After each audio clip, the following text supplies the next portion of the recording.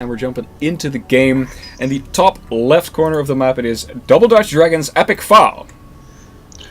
And in the bottom right corner, his opponent from team Altijd Raak met Sjaak, none other than Iznobest. Nice, pretty cool. I hope to see an amazing game, and I do believe that we will. Seeing as how Iznobest is going up against the Protoss player, I think that he's going to be building an engineering bay in between the Protoss Nexus and his gas. But we're gonna have to see. It's a big map. This is a forced cross spawn, though, I do believe. So wherever you spawn, your opponent will be cross. Yeah. All right. We always have to wait and see if the players are also aware of exactly what the spawn rules are on a map, because if you don't, then you spend quite a lot of time spawning in locations where your opponent cannot possibly be.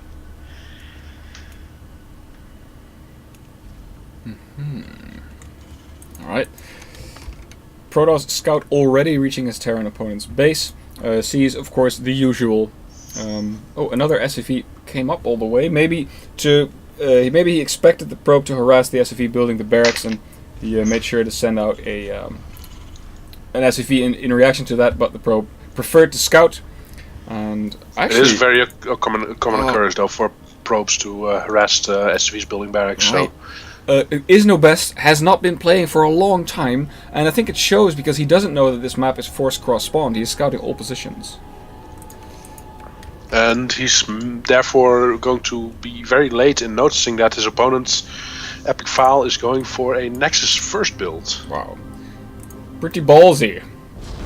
So of course if Iznobest had scouted it immediately, he could have thrown down a second barracks and go for a very aggressive style of play, but he's still going to find out very quickly what's actually going on. So if he wants to adjust his playstyle based on what he's learned, there's still time. So the first marine has already completed, while the gateway is not even half done.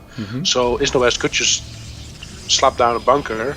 He may actually be doing that considering where his SCV is going, and just rally force the marines and just put on a lot of pressure. And this makes it tricky for the Protoss to hold his base. Building that's under construction has very limited vision, so he doesn't see the bunker coming up yet. But this probe is going to go right past it, and it will find out what's going on.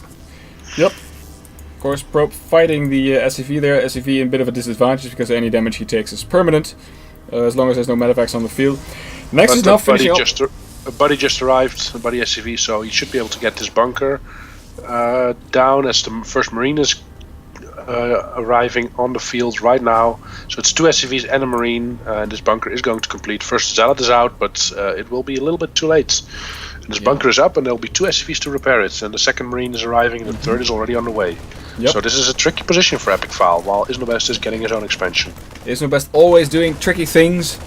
This is just a testament to that. Look at his marine micro as well. Okay, Epikfaal has to go into overdrive to make sure that this does not do too much damage to him. Some of his... Oh, there we go. Marines took a little bit of damage, but they are doing a very good job at killing this Zealot, actually. Ooh, yep, tough. Zealot goes down. Of course, the Zealot doesn't really do that much in this situation, but it's still nice to keep it as a meat shield. He's evacuating the natural, and now the Nexus is taking fire. Wow, tough game. This is remember, guys, this is the third game in this series. So, deciding game in this best of 3. The winner moves on to the semifinals today. Lots on the line. So, Epikfaal has to be scratching his head, saying, "What can I do against this?" He still has only one gateway. A second one. Oh, the robotics facility is on the way. Maybe the Stalker is staying in a little bit too long. It is going to get out, but it lost almost more than half of his hull hit points. Did it kill something? Kill SCV maybe? It killed one of the SCVs, but I don't think it's worth it. No, and the Nexus is now run out of shields and is taking actual damage. So there is definitely a timer. Oh, actually, Marines popping out. Nope, running back in again. 2 Stalkers out now. It's very difficult, very dangerous for the Marines to be out in the field now. Yeah, if I was Iznobest, I would just leave his Marines in the bunker and get his Nexus down, because currently there's just 2 Stalkers in the mothership core. He's not going to be able to kill this bunker and the Marines on time to save the Nexus, I think, especially with 2 more Marines arriving. He does have enough energy for a photon overcharge in a couple of seconds to add to the DPS. We'll have to see if he will use it straight away or if he waits for the Immortal to join in the fun. Yep, Immortal, 2 more gateways on the way, but this Nexus is definitely going down. Yep, it's gone. And then the question becomes, what do you do next as Epikfaal? Because Isno has his expansion up. He's just growing his economy. And if you're Epikfaal, will you go for a big push now or try to come back economically?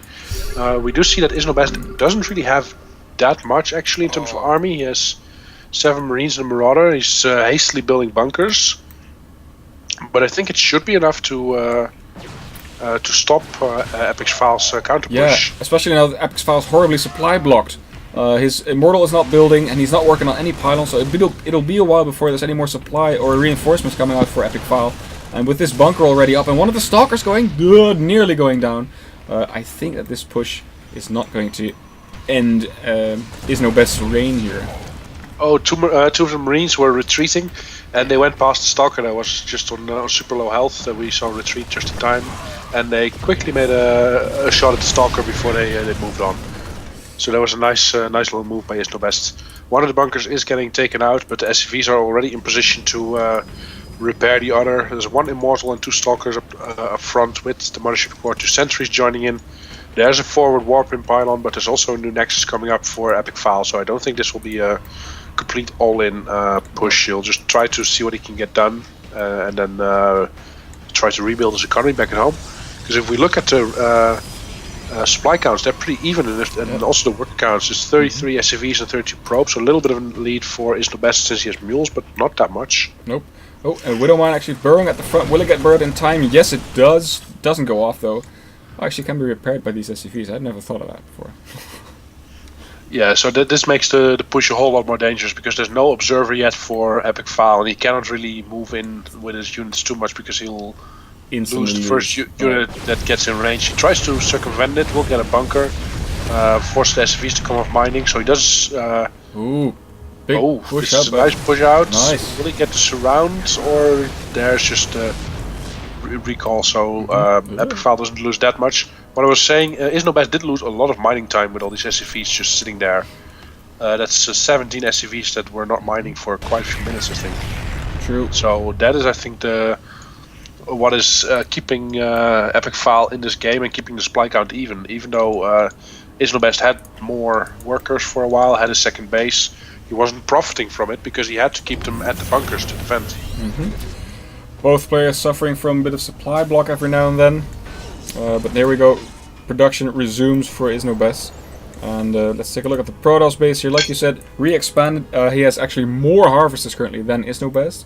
Working on his gases in the natural too. So he is definitely a bit behind. Usually at this phase of the game you have your gases in your natural up. There we go. Probes start mining. And what do we see besides that push from Iznobest coming out? In terms of production for the Protoss player, there are Colossi on the way. Has the Thermal Lance upgrade already finished? No, it has not.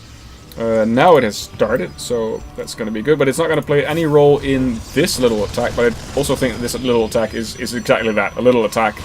It should just run home, although there's a lot of Marauders here, and they do have stim, so I don't know, there we go. He's going to turn around, he takes out 2 Stalkers, but then the force fields will push him off. So now I think he's stimmed his army twice, it's already been weakened up. Medevacs have popped out, and they're boosting in to rejoin the army. To join the army, because it's the first time they're joining it. And I think Iznobest will heal his army up before he uses it again. Alright, so there is the potential of drops, and okay, so as I say that, Epikfaal warps in some, or 1 Stalker in his main to start shooting at Medevacs as they fly in, and there's 1 on the way now, so cool game sense from Epikfaal there to predict this drop, but will it fly in? Oh, yeah, actually 2 more Stalkers being warped in, and this drop is not going to do anything, I think. He is unloading, so he may distract the Stalkers, but Epikfaal is focusing on the Medevac, and will he get it? He is not getting it yet, but the fact that he's chasing the Medevac did allow for 4 units to be unloaded, and now they'll go into the probe line to see what they can get done. In the meantime, at the main, there's the main army is taking out a Colossus that was left behind, and he's focus firing down the Nexus, and he's going to get it, I think. This double-pronged attack is the bane of lots of players' existence. Yep. And he's going to get out with 6 Marauders. They're all on low health, but that doesn't matter. Medevacs will regenerate their energy. and they'll be able to heal it up. And Epikfaal loses his second base for the second time. Right. And in the meantime, Iznobest has his command center, third command center finished, and is upgrading to an orbital. So he's looking very good in terms of economy, even though his work count is lagging a little bit behind his opponents. His opponent, however, can only mine from a single base and has to do long distance mining with a large part of his probes. Yep, there they go. Alright, I gotta wonder, what can Epikfaal do in this position? Is he gonna go ultra aggressive on the economy side, or is he gonna try and deal with his opponent? What is his, let me check his vision. He really doesn't know a lot about what his opponent is doing. He has two probes out on the map, actually. Just chilling, but they're out of the way of the main army feed, so they're not really scouting for army move outs. And actually, they have missed this one. I would say a pretty significant one. Lots of marauders. This is also something Iznobest does a lot. Add in lots of marauders, and although Immortal's pretty good against marauders, the reverse also holds. Scout going. Okay, so he scouts for a third base. It's not there. Let's see how much damage he does. Force Nova charges pop, but the Colossus is going down very quickly with Focus Fire. And Immortals are being targeted. One goes down, the second goes down, and that is pretty much it for Epikfaal's army. He's warping in more Stalkers, but Stalkers is not really what you need against so many Marauders. Nope, I think I agree. You need like Zealots with speed or something to do with these Marauders. And oh, they're gonna get another Colossus, and this is terrible. I mean, Colossi by themselves are just so vulnerable and yet so expensive. A very tough position. Probes going down, although there's more than enough probes to go around for Epikfaal. I think this is beginning to be the end for him, or rather... He has no answer. He's warping in 3 Stalkers, but what's currently in his main? He has 7 Marauders and 2 Marines in his main. He's currently need more than 3 Stalkers to combat it, and in the meantime he's losing all his pylons, and there we go. GG. Iznobest takes the series 2-1, goes on to the round of 4, and the Terran Hope is still alive. Terran Hope, exactly, because like you said, we have 2 Zergs and 2 Protosses qualifying so far. This could be the first qualifier in which we see a Terran qualify. Let's take a look.